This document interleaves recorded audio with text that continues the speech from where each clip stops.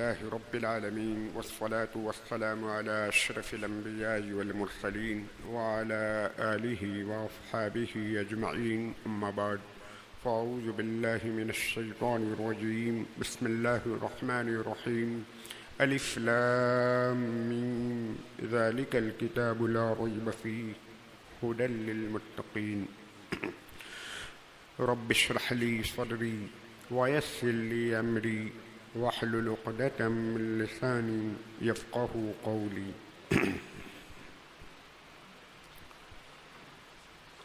دعوت فکر و نظر ہر روز نئی ملتی ہے، دعوت فکر و نظر ہر روز نئی ملتی ہے، مگر دنیا تیرے پیغام سے آگے بڑھ نہ سکی.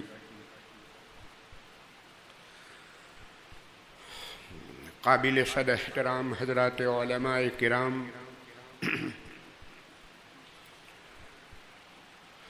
آج کی اس مجلس کے دلہا میاں حافظ ربیع سلمہ کی تکمیل حفظ قرآن پر اس مناسبت سے آنے والے مہمانان اعظام،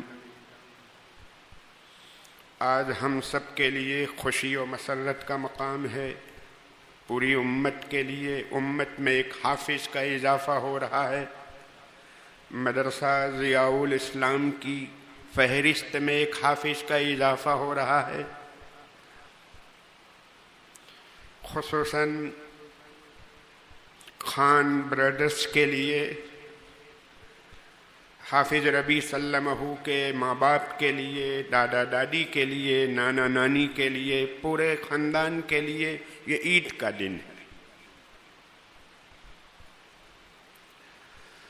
مدرسہ ضیاء الاسلام سے ہمارا قدیم تعلق رہا ہے.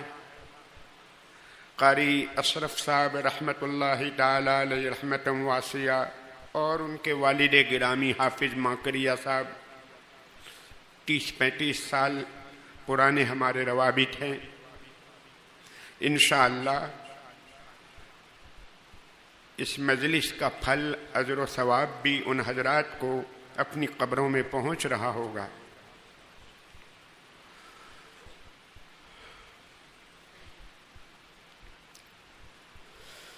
اللہ پاک نے اسلام کے طفیل، یہ ہمارے ارجن بھائی کرسی پر بیٹھتے تو اچھا تھا، تھوڑا ذرا اطمینان سے بیٹھے. ارجن بھائی آپ کرسی پر آ جائیں، کوئی بات نہیں، کرسی پر بٹھا دو. اللہ پاک نے اسلام کے طفیل ہزاروں نعمتیں عطا فرمائی ہے. ان میں سے 2 بہت عظیم نعمتیں اللہ پاک نے عطا فرمائی ہے. ایک نعمت قرآن مجید، دوسرے نمبر پر صاحب قرآن جناب نبی پاک صلی اللہ علیہ وسلم کی ذات گرامی. قرآن مجید کی ایک ایک آیت، ایک ایک کلمہ ایک عظیم خزانہ ہے، اور جناب نبی پاک صلی اللہ علیہ وسلم کی ذات گرامی، آپ کی تعلیمات، آپ کی احادیث مبارکہ، ایک ایک حدیث یہ ہیرے موتی اور جواہر کا ہار ہے. اتنی عظیم نعمتیں اللہ پاک نے ہمیں عطا فرمائی ہے.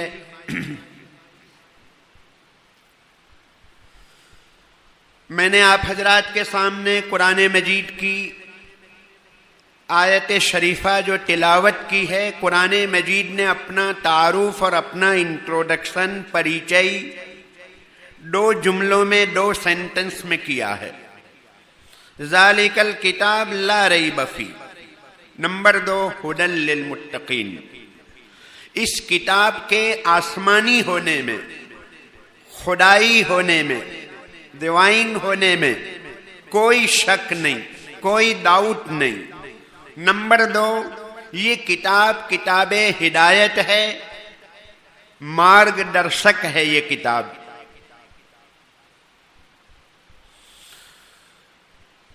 دنیا کا کوئی رائٹر اپنی کتاب میں یہ دعویٰ نہیں کر سکتا کہ میری کتاب میں کوئی مسٹیک نہیں ہے. اگر کوئی دعویٰ کرے گا تو کہیں چھوٹے حرفوں میں آخر میں کوئی ایسی جگہ لکھے گا تاکہ سب کی نظر نہ پڑے۔ قرآن مجید نے بالکل شروع میں پہلی ہی آیت میں دعویٰ کیا ذالک الکتاب لا ریب فیہ، اس کتاب میں کوئی ڈاؤٹ نہیں، کوئی شک نہیں۔ 1450 سال سے محنت کرنے والوں نے محنت کی اور وہ محنتیں اکارت اور رائے گاں ہوئی۔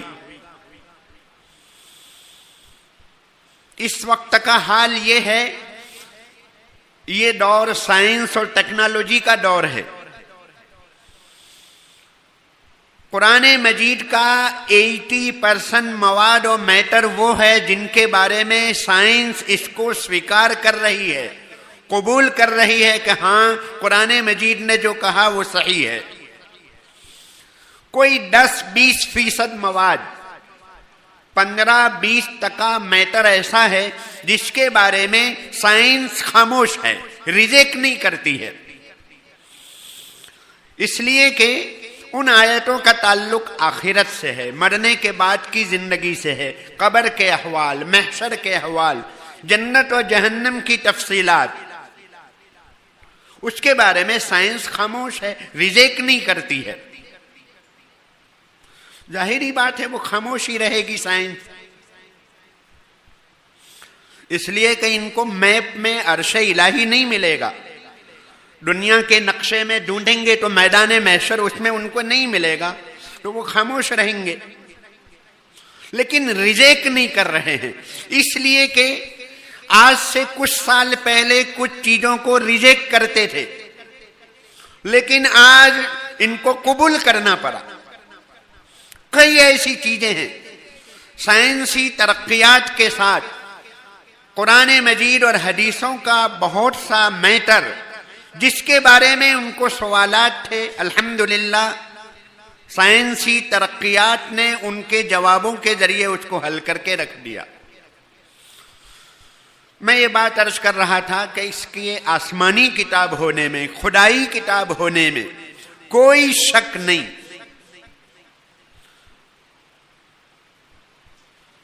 دنیا میں کوئی آدمی اتنی پرانی کتاب جس میں کوئی چینجنگ نہ ہوئی ہو نہیں بتلا سکتا۔ 1450 سال کا زمانہ، کوئی ڈاٹ، ایک نقطے کا فرق نہیں آیا۔ رمضان المبارک میں لندن کے برٹش انڈیا لائبریری، اس میں حضرت عثمان غنی رضی اللہ تعالیٰ عنہ کے زمانے کا قرآن مجید دیکھنے کے لیے گیا۔ حضرت عثمان رضی اللہ تعالیٰ عنہ نے دنیا میں اپنی ہینڈ رائٹنگ کی 7 کاپیاں دنیا کی الگ الگ کنٹریوں میں روانہ کی تھی۔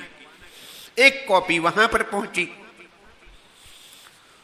میں دیکھنے کے لیے گیا، وہ کاپی منگوائی، اس کا ممبر بنا، ممبر بننے کے بعد وہاں پر حاضری ہوئی اور پھر بعد میں کاپی مانگی۔ قرآن مجید میں نے کھول کر دیکھا، آج کا مکریا کا قرآن مجید اور 1450 سال پہلے والا حضرت عثمان رضی اللہ تعالیٰ عنہ کے زمانے کا قرآن مجید، کوئی فرق نہیں دونوں میں۔ کیلیگرافی، لکھنے کی اسٹائل میں فرق تھا، وہ کوفی انداز میں لکھا ہوا تھا۔ پڑھنے کے اعتبار سے میں پڑھتا چلا گیا، ایک آیت کو اٹھانے میں تھوڑی سی دشواری ہوئی، ایک آیت ملی، پھر بعد میں ساری آیتیں بہت آسانی کے ساتھ میں پڑھتا چلا گیا، کوئی فرق نہیں، اور محفوظ بھی ہے۔ اسی کے ساتھ ساتھ اس میں اپ گریڈ کرنے کی ضرورت بھی نہیں، اپڈیٹ کرنے کی ضرورت بھی نہیں کہ 1450 سال پہلے کوئی بات کہی تھی، زمانہ بہت آگے بڑھ چکا۔ آپ کسی ڈاکٹر کے پاس چلے جائیے اور کہیے کہ ڈاکٹر صاحب فلاں کتاب میں، میڈیکل سائنس کی فلاں بک میں یہ لکھا ہوا ہے، تو ڈاکٹر کہیں گے کہ بھائی وہ 50 سال پہلے کی لکھی ہوئی کتاب ہے، بہت اپ گریڈ اور اپڈیٹ ہوا ہے جی، لیکن یہاں 1450 سال پرانی کتاب، کوئی اپ گریڈ کرنے کی ضرورت نہیں۔ انسان چاند پر چلا جائے، آگے سورج پر چلا جائے، کہیں بھی چلا جائے، لیکن اس میں چینجنگ کی، بدلنے کی کوئی ضرورت نہیں. یہ خدائی کتاب ہونے کی دلیل ہے. جیسے انسان یہ خدا کا بنایا ہوا ہے، یہ پروجیکٹ اللہ کا بنایا ہوا، یہ کریشن اور یہ جو مخلوق ہے انسان، جو حضرت آدم علیہ السلام کے زمانے میں جہاں ناک لگی تھی، جہاں کان لگے تھے، کوئی اپڈیٹ کرنے کی ضرورت نہیں، وہیں لگا ہوا ہے. اس لیے کہ کسی مخلوق کا یہ فیصلہ نہیں ہے، ایک خالق کی بناوٹ ہے، قدرت کی کرامت ہے. اللہ اور قدرت، خدا، اس کی بنائی ہوئی چیز میں کوئی عدل بدل کرنے کی ضرورت نہیں. یہ دلیل ہے کہ یہ خدائی بناوٹ ہے.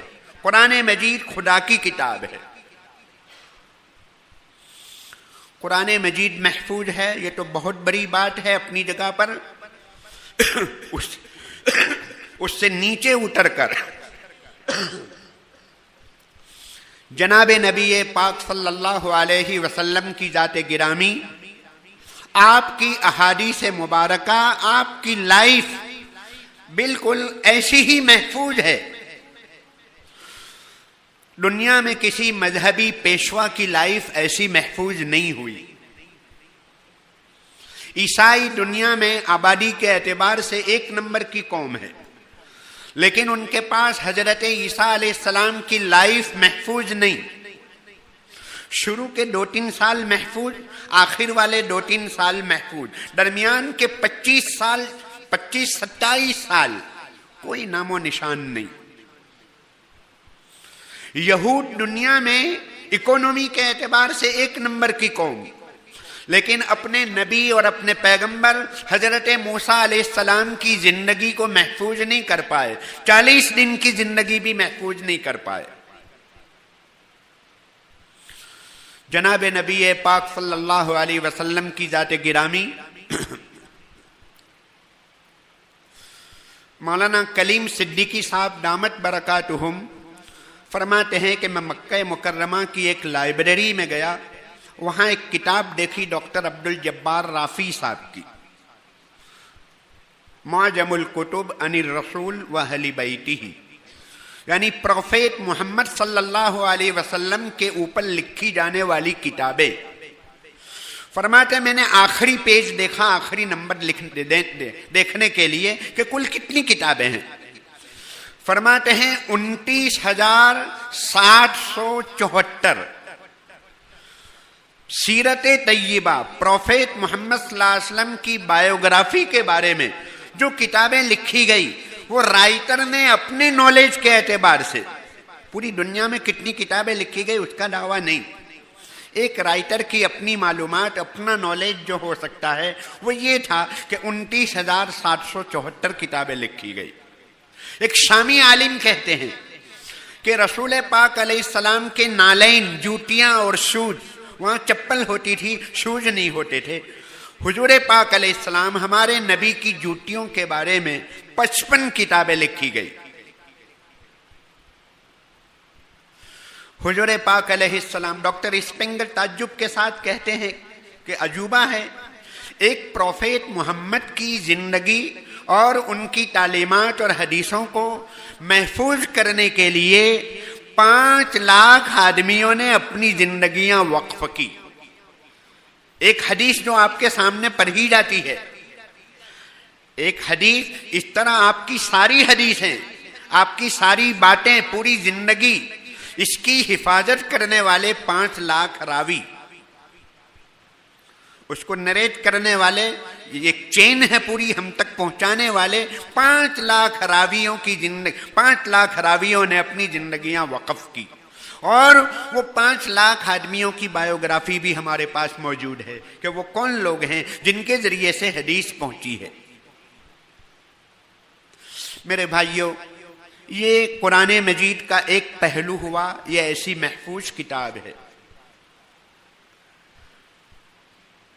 دوسری آیت شریفہ ہدی للمتقین. دنیا میں کسی مذہبی کتاب کا کوئی حافظ نہیں ملے گا، یہاں 7 سال سے لے کر 70 سال 80 سال کے بوڑھے بھی حافظ ہوتے ہیں اور ہو جاتے ہیں. وَلَقَدْ يَسَّرْنَا الْقُرْآنَ لِلذِّكْرِ، ہم نے قرآن مجید کو آسان کیا یاد کرنے کے اعتبار سے. یاد کر بھی لیتے ہیں، ہو بھی جاتی ہے اور رہتی بھی ہے، یاد رہتی بھی ہے. اور دوسری تفسیر فرمائی ہے نصیحت کے لیے آسان کیا. ہم نے قرآن مجید کو نصیحت کے لیے آسان کیا.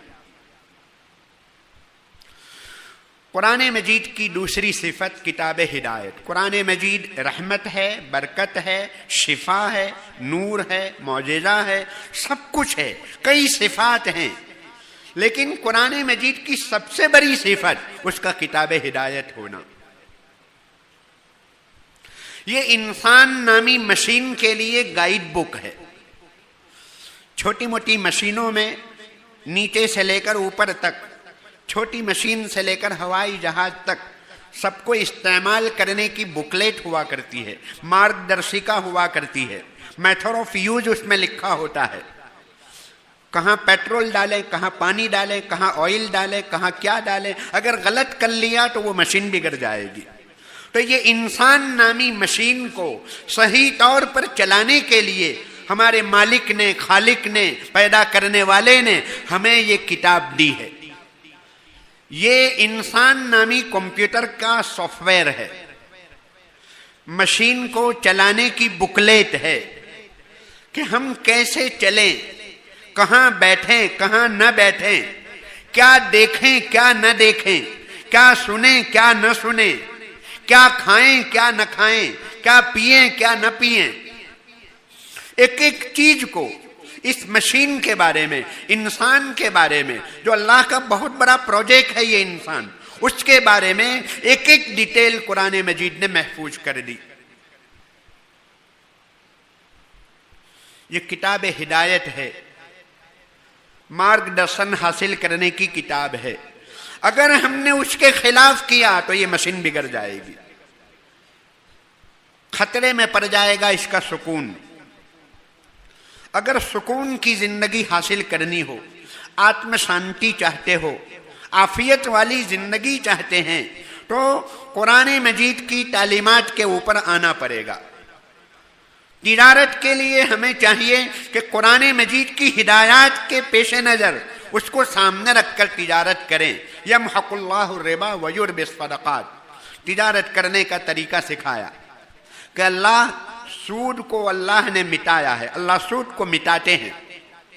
سود اور سود دونوں ایک. سود ویاجو کاروبار، انٹریسٹ کا کاروبار، یہ دلدل ہے، کیچڑ ہے، آدمی پھنستا ہی چلا جائے گا، سوال ہی نہیں پیدا ہوتا. 2008 میں جب دنیا میں مہامندی آئی تھی، اکنامک کرائسس، مالی بحران، پوری دنیا مالی بحران سے گزر رہی تھی. امریکہ میں ایک دن میں، ایک رات میں 42,000 آدمی جاب لیس ہو گئے تھے، ان کی ملازمت چھوٹ گئی تھی. ایسی مہامندی آئی تھی. اس مہامندی کے دور میں دنیا میں اچھے اچھے لکھنے والے جرنلسٹ، کالمنسٹ، کالم لکھنے والوں نے کالمیں لکھی تھی. خود ہمارے ہندوستان کے بڑے بڑے اچھے اکانومی کے ماسٹر ایکسپرٹ، انہوں نے اس زمانے میں جو لیکھ لکھے تھے وہ لکھا تھا کہ یہ جو مہامندی آئی ہے سودی کاروبار کی نحوست ہے. غیر مسلم جن کا قرآن مجید پر ایمان نہیں، لیکن پھر بھی انہوں نے لکھا تھا کہ یہ دنیا میں مہامندی جو آئی ہوئی ہے یہ سودی کاروبار کی نحوست ہے. میرج لائف ہم قرآن مجید کے مطابق گزاریں. قرآن مجید نے کہا الرجال قوامون. عورت کو چاہیے کہ مردوں کو اپنا بڑا سمجھے، مرد کو گھر کا مینیجر مانے، اس کو ہیڈ مانے. مردوں کو کہا کہ وعاشروہن بالمعروف، عورتوں کے ساتھ اچھی معاشرت، اچھی سوشل لائف، سماجی زندگی اچھی ہونی چاہیے. اللہ نے سفارش فرمائی عورتوں کے ساتھ اچھی زندگی گزارو. کوئی دیکھنے والا ہو یا نہ ہو، رات کی تنہائی میں کوئی پوچھنے والا نہیں، کوئی دیکھنے والا نہیں، لیکن اگر آپ نے ظلم کیا تو کل میدان محشر میں اللہ کے سامنے جواب دینا ہوگا۔ وہ کسی ایسے گھرانے کی ہے کہ ان کا کوئی نہیں ہے، خاندان آگے پیچھے کوئی بچا نہیں ہے، کوئی پوچھنے والا نہیں، کوئی آنکھ دیکھنے والی نہیں، کوئی زبان روکنے والی نہیں، لیکن اللہ کی ذات دیکھ رہی ہے، ساری چیزیں ریکارڈ ہو رہی ہے۔ ایک ایک چیز ہم سب کے لیے فرمایا قل للمؤمنین یغضوا من ابصارہم، قرآن مجید کی تعلیم ہے، کیا دیکھیں کیا نہ دیکھیں۔ فرمایا کہ اپنی نگاہ کو نیچی رکھو، عورت گزر رہی ہے اپنی نگاہ کو نیچی رکھو، 1 منٹ کی تکلیف اٹھا لو 24 گھنٹے کی راحت ہو جائے گی، اور اگر 1 منٹ کے لیے آنکھ کھولی اور عورت کو دیکھ لیا، پرائی عورت کو، 24 گھنٹے کی پریشانی، پھر نہ نماز میں طبیعت لگے گی، نہ تلاوت میں، نہ دعا میں، کسی چیز میں آپ کو طبیعت نہیں لگے گی۔ ایک بد نگاہی، ایک گناہ والی نظر ایک ٹوپ سے زیادہ نقصان پہنچاتی ہے۔ میں آج کی مجلس میں شریک ہمارے نوجوان بھائیوں کو خاص طور پر عاجزانہ درخواست کروں گا، میڈیا کے ذریعے سے شہوات کو پھیلایا جا رہا ہے، بے حیائی کو عام کیا جا رہا ہے۔ یہ زمانہ بے حیائی کا زمانہ ہے۔ بے حیائی کہاں سے کہاں تک پہنچ چکی، LGBTQ کیا کیا چیزیں پلس معلوم نہیں، دنیا نے قسم کھا رکھی ہے۔ خود ہمارے ملک کے اندر پارلیمنٹ میں تالیوں کی گونج میں قانون پاس ہوا، مرد کی مرد کے ساتھ شادی جائز، الاؤ، عورت کی عورت کے ساتھ شادی جائز، شادی شدہ عورت اگر غیروں کے ساتھ تعلق رکھے تو جائز، اور کیا کیا چیزیں ایسے حالات میں۔ پھر نیٹ کے ذریعے، ٹیکنالوجی کے ذریعے آنے والی جو بے حیائی ہے، میرے بھائیوں کہاں سے کہاں تک معاملہ پہنچ چکا ہے سب کو معلوم ہے۔ اس بے حیائی سے ہمیں خود اپنے آپ کو بچانا ہوگا۔ اگر سلامتی چاہتے ہیں، راحت چاہتے ہیں، امن و امان چاہتے ہیں، میں نے شروع میں جو شعر کہا تھا، کسی کا شعر جو میں نے نقل کیا تھا کہ دنیا تیرے پیغام سے آگے بڑھ نہ سکی، دنیا میں کوئی آپ کو ایسی تعلیم نہیں دے گا کہ نگاہ نیچی رکھو۔ ایک سادھو کی ملاقات ہونے پر ہم نے پوچھا کہ ٹوائلٹ میں داخل ہونے سے پہلے کون سا منتر پڑھنا چاہیے، تو کہا کوئی منتر نہیں ہے۔ میں نے کہا پانی پینے سے پہلے کون سا منتر پڑھنا چاہیے، تو کہا کوئی نہیں۔ میں نے کہا ہمارے پیغمبر نے ہمیں بیت الخلاء میں داخل ہونے کی بھی دعا سکھائی ہے، پانی پینے کی دعا سکھائی ہے، اور الحمدللہ ثم الحمد ہمارے پاس پانی پینے کا جو طریقہ ہے دنیا کی کسی قوم کے پاس نہیں، پیشاب کرنے کا جو طریقہ، استنجے کا جو طریقہ ہمارے پاس ہے دنیا کی کسی قوم کے پاس نہیں۔ میرے بھائیوں، قرآن مجید کو ابھی ہم نے خود ہی نہیں سمجھا، قرآن مجید کیا چیز ہے، کیا دولت ہے، کیا نعمت ہے۔ کچھ ایسے سوالات ہیں جن سوالات کے جواب دنیا کی کوئی یونیورسٹی، کوئی پروفیسر ہارورڈ ہو اور کوئی کیمبرج یونیورسٹی ہو، آکسفورڈ ہو، فلاں ہو، کوئی بھی یونیورسٹی کو آپ لکھ کر پوچھو یہ دنیا کس نے بنائی، بنانے والا کون، انسان کو کیوں بنایا، ایجنڈا کیا ہے، پرپس کیا ہے دنیا کو انسان کو دنیا میں پیدا کرنے کا، یہ کہاں سے آیا ہے، انسان کو کہاں جانا ہے، اس کی منزل کیا ہے، لاسٹ ڈیسٹینیشن اس کا کیا ہے، بھیجنے والا کون ہے، اس کی کیا صفات ہے۔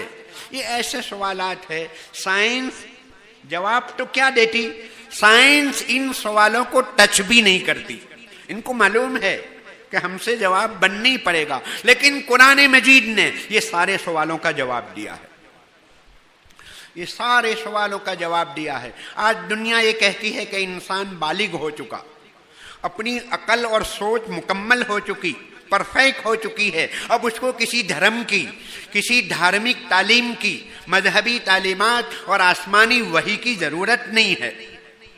خدا بیزاری، خدا کا انکار، ایتھیزم، ناستک کا دور ہے۔ آپ ٹریولنگ کے درمیان سفر میں ایسے لوگ ملیں گے جو خدا کا انکار کرتے ہوں گے، کہتے ہیں خدا نظر نہیں آتا ہے۔ ارے 20 چیزیں نظر نہیں آتی لیکن ہم مانتے ہیں کہ ہے۔ اس کو ایک تماچا لگاؤ، وہ کہے گا، روئے گا اور کہے گا کہ آپ نے تماچا لگایا، مجھے پین ہو رہا ہے، تو کہیں گے پین دکھاؤ، دکھائیں گے تو ہے، نہیں ہے تو نہیں۔ ڈاکٹر کہتے ہیں کہ ہماری باڈی میں کیلشیم ہے، سالٹ ہے، آئرن ہے، فلاں ہے، تو ڈاکٹر سے کہو 5 گرام نکال کر دکھاؤ، نہیں دکھا پائیں گے لیکن ہے۔ مردہ اور زندہ میں فرق روح اور آتما کا ہے، نظر نہیں آتی لیکن ہے، اس لیے کہ اس کے اثرات نظر آتے ہیں۔ آدمی زندہ ہے تو ہاتھ پاؤں حرکت کرتے ہیں، زبان سے وہ گفتگو کرتا ہے، چلتا پھرتا ہے، اور مردہ ہے تو لیٹا ہوا ہے۔ یہ وائرنگ ہے، وائرنگ آپ کو نظر آتی ہے، وائرنگ میں کرنٹ ہے لیکن کرنٹ نظر نہیں آتا۔ 20 چیزیں ہیں۔ ایک آدمی تھا، وہ یہ کہنے لگا کہ خدا نہیں ہے۔ کہا کیوں؟ تو کہا اگر خدا ہوتا تو یہ غریب بھوکے نہ مرتے۔ دنیا میں کتنے غریب فقر و فاقہ کی زندگی گزارتے ہیں، اللہ موجود ہوتے تو یہ بھوکے نہ مرتے۔ وہ حجام تھا، نائی تھا، سلون کی دکان تھی اس کی، تو اس نے یہ سوال کیا کہ خدا ہوتے، خدا موجود ہوتے، ایشور ہوتے تو دنیا میں کوئی بھوکا نہ مرتا۔ تو وہ جواب دینے والے بزرگ نے جواب دیا، دنیا میں کوئی حجام اور نائی نہیں ہے، بال بنانے والا نہیں ہے۔ کہا کیوں؟ تو کہا کہ بال بنانے والے ہوتے تو یہ جو ہپی لوگ گھومتے نظر آتے ہیں آپ کو ہر جگہ، ڈیپو پر، اسٹیشنوں پر، لمبے لمبے بال والے، بکھرے ہوئے بال والے ایسے لوگ نظر آتے ہیں۔ کہا کہ دنیا میں حجام نہیں ہے، ہوتے تو ان کے بال نہ ہوتے۔ تو وہ دکاندار نے جواب دیا کہ وہ دکان پر آئے تو صحیح، پھر ہم کاٹیں گے۔ تو اللہ بھی یہ فرماتے ہیں کہ مجھ سے مانگے تو صحیح، مجھ سے مانگو تو میں آپ کو روٹی دوں گا، مانگے بغیر تو ماں بھی روٹی نہیں کھلاتی۔ تو میرے بھائیوں، یہ الحاد کا دور ہے، ارتداد کا دور ہے۔ ہمیں اپنے ایمان کی حفاظت کرنے کے لیے ایسے موقع پر کوئی سوال کرے تو ان کو کہہ دیا کرو ایسے موقع پر کہ میں عالم نہیں ہوں، آپ کا نمبر دے دو، میں اپنے مولانا سے آپ کی بات کرواؤں گا، آپ الجھو مت، ورنہ الجھتے چلے جاؤ گے۔ یا تو کتابوں کا مطالعہ کرو۔ پوری دنیا میں اسلام کے اوپر جو اعتراضات اور آبجیکشن اور سوالات ہوتے ہیں اس کی کل تعداد کوئی 20-25 سوالات ہیں۔ ہمارا مطالعہ نہیں، ریڈنگ نہیں، ابیاس نہیں ہے۔ 1 کروڑ کا بنگلہ بنائیں گے، 2 کروڑ کا بنگلہ بنائیں گے، لیکن 2000 کی کتابیں گھر میں نہیں ملے گی، یہ ہماری کمی ہے۔ ایک دور تھا ہمارے بڑے بوڑھے کتابیں لے کر، بغل میں کتابیں لے کر چلتے تھے، اوٹوں کے اوپر بیٹھ کر کتابیں پڑھتے تھے، مطالعہ کرتے تھے۔ مجھے یاد ہے میرے دادا عالم نہیں تھے لیکن مواہب الرحمن تفسیر پڑھتے تھے، ایک پڑھتے تھے دوسرے 4-5 سنتے تھے۔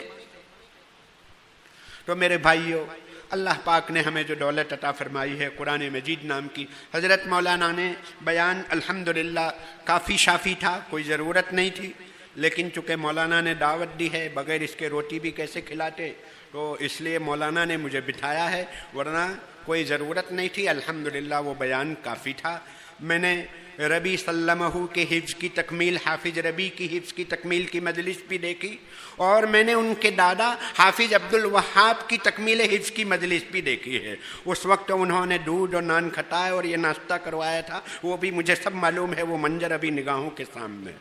3 پیریوں کی حفظ کی تکمیل میں نے دیکھی ہے۔ الحمدللہ 5 پیریوں میں حافظ چلے آ رہے ہیں۔ اللہ تبارک تعالیٰ بہت مبارک کرے اور یہ دولت قیامت تک نسلوں میں جاری اور ساری رہے۔ میرے بھائیو، آج کی مجلس میں میں ایک خاص پیغام دوں گا کہ قرآن مجید سے ہم تعلق قائم کریں۔ قرآن مجید ریلیشن کی کتاب ہے، جتنا ریلیشن اور تعلق قرآن سے بڑھے گا اتنی فولادی طاقت آئے گی، جتنی دوری ہوگی اتنی کمزوری آئے گی۔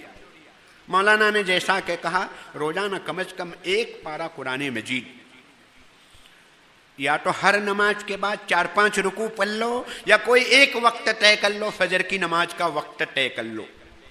بہترین وقت ہے، کوئی ابھی مشغولی نہیں، کوئی تازہ کوئی نیا مسئلہ ابھی نہیں آیا ہے. فجر ہی فجر میں ہر مسجد کے اندر ایسے کچھ اللہ کے بندے ہوں جو قرآن مجید کی تلاوت کر رہے ہوں.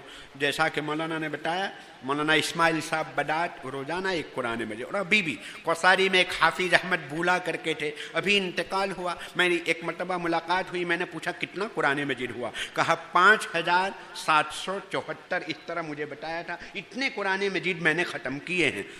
مسلم شریف میں امام نووی رحمۃ اللہ علیہ نے ایک راوی ابو بکر ابن ایاس، ان کی تاریخ میں لکھا ہے، ان کی تفصیلات میں ایک قول 12,000 قرآن مجید ختم کیے تھے. موت کا وقت آیا تو ان کی بہن رونے لگی، تو وہ ابو بکر ابن ایاس نے فرمایا کہ رو مت، میں نے یہ کھڑکی کے قریب اس کونے میں، اس کارنر میں نے 12,000 قرآن مجید پڑھے ہیں. الحمدللہ. تو میرے بھائیوں، قرآن مجید ریلیشن کی کتاب ہے. قرآن مجید کے تعلق کو بڑھاؤ. فقط فخر کر لینے سے حق ادا نہیں ہوگا، اس کو زندگیوں میں اتارنا ہے. اس کی تلاوت کو روٹین میں لاؤ. جو روزانہ کے 5-10 کام ہیں اس میں ایک کام یہ بھی بڑھا لو، پھر دیکھیے گھروں میں کیسی برکتیں آتی ہے. اللہ تبارک تعالیٰ ہونے والی اس مجلس کو بے حد قبول فرمائیں. ہم سب حاضرین کی اللہ پاک مغفرت کا ذریعہ بنائیں. میں انہی کلمات کے اوپر اکتفا کرتا ہوں. وآخر دعوانا الحمد للہ رب العالمین.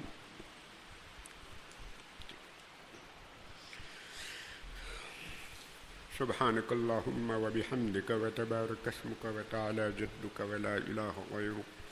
اللهم صل على سيدنا محمد وعلى آل سيدنا محمد وبارك وسلم.